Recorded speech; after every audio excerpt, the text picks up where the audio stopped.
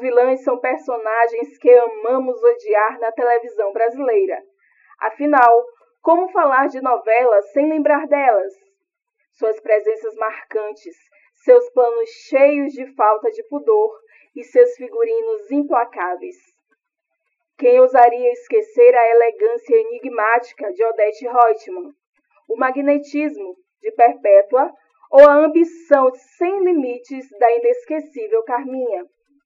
Elas e tantas outras elevaram as novelas a um novo patamar, cravando seus nomes na história da televisão. Em 2025, os estudos de telenovela no Brasil completam 32 anos de existência. Muitas acadêmicas já se debruçaram sobre esse campo. Hoje, falaremos com uma delas, a professora doutora Larissa Leda Fonseca Rocha, criadora da Galeria da Vilania Brasileira. Ela vai nos contar um pouco sobre o projeto e como foi o processo de criação da galeria. Olá, professora Larissa, é um prazer ter você aqui. E, para começar, eu gostaria de uma primeira pergunta, que é a seguinte. De onde exatamente veio a ideia de criar a Galeria de Vilãs? Boa tarde, obrigada pelo convite. A Galeria de Vilãs, ela nasce dentro de um contexto de pesquisa muito específico. Eu era ali eu estava buscando fazer um doutorado e eu tinha uma ideia específica de como eu queria desenvolver um pouco aquela pesquisa, mas eu não sabia exatamente como me apropriar do campo empírico, porque eu queria pesquisar o embelezamento da vilania na telenovela, mas eu não sabia exatamente como me aproximar, porque eram muitas novelas, muitas personagens, muitas vilãs. E conversando com alguns professores meus do doutorado, e foi especificamente a professora Imacolata que me deu a ideia de pensar como uma galeria. Ela falou assim, por que vocês não fazem o levantamento dessas personagens e organiza elas como uma tabela? Ela me deu essa ideia. E eu pensei, cara, talvez eu possa transformar isso numa galeria organizada historicamente. Então, eu peguei essa sugestão dela e elaborei um pouco mais para atender aos meus objetivos de pesquisa de modo muito específico. Então, foi no contexto da construção dessa tese de doutorado. Mas, obviamente, ali no doutorado eu era, um exército de um homem só, e eu estava também limitada pelo tempo que eu tinha disponível para fazer a pesquisa, como também eu estava limitada pelo recorte histórico da pesquisa. Então, ali foi a primeira galeria, a versão 1, o primeiro tratamento da galeria, mas ela tinha um escopo ainda mais limitado.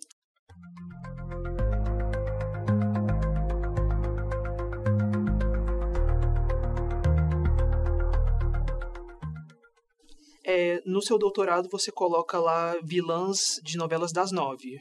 Por que a galeria foi pensada para vilãs da novela das 9 em especial? Porque isso tinha a ver com os objetivos da minha pesquisa. Eu queria pensar essa vilania naquele produto que fosse o produto carro-chefe da produção nacional de teledramaturgia.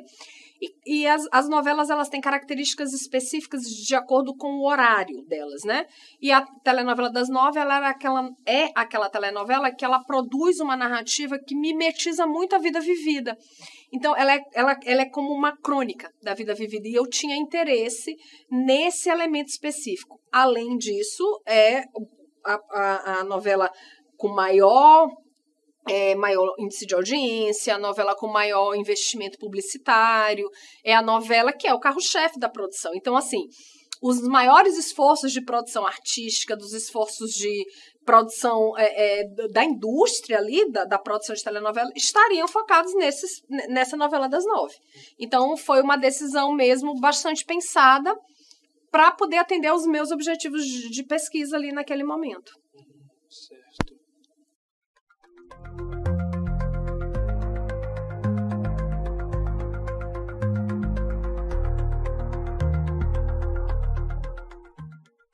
Para a construção da galeria, quais foram os seus maiores desafios? A quantidade de dados e a forma de disponibilizar esses dados. Como eu estou te falando, no começo eu era um exército de homem só, então eu precisei juntar todos esses dados. E esses dados, por incrível que pareça, esse é um dos motivos pelos quais essa galeria continuou depois. naquele momento eu me dei conta que esses dados eles não estavam todos sistematizados e organizados em nenhum lugar.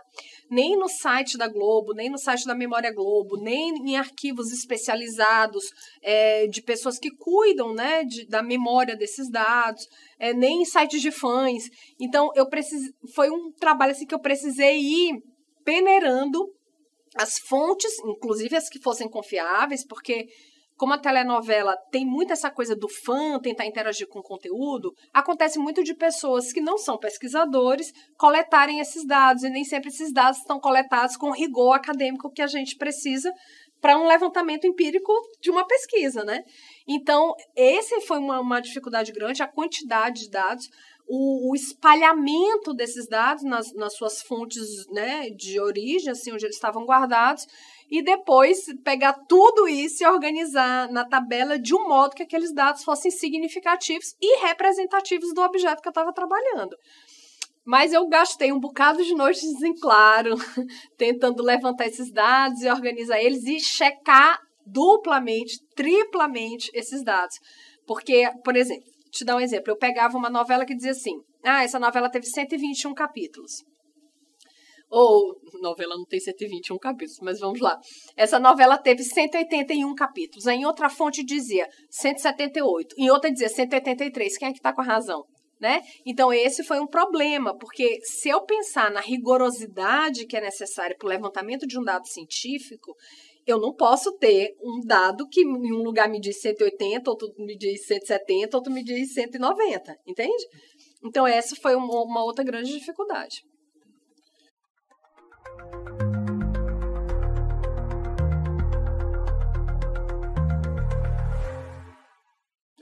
Até aqui nós estamos falando de uma galeria construída em tabela. Sim. Mas de um tempo para cá tem sido digitalizada para uma linha do tempo. E como é que está sendo esse processo?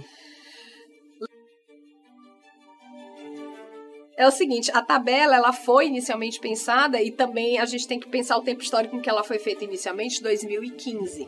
Que inicialmente ela era uma galeria só de vilãs de telenovela e depois a gente organizou essa galeria para ser também das narrativas das minisséries. Então, ela ampliou também o escopo histórico dela, e a gente está neste processo de colocar todos esses dados numa linha de tempo que ela é bem mais... ela tem uma usabilidade maior, digamos, né? Para quem vai consultar aquele dado. Mas ela é mais bonita também, né? Ela é interativa, no sentido de que você consegue ir lá, escolher a década e tal, ela é toda bem mais simples de usar. Como que você espera que essas pesquisas inspirem novas pesquisadoras a trazer novos objetos, não só de telenovela, mas de outras mídias, seja audiovisual, seja áudio ou qualquer outra?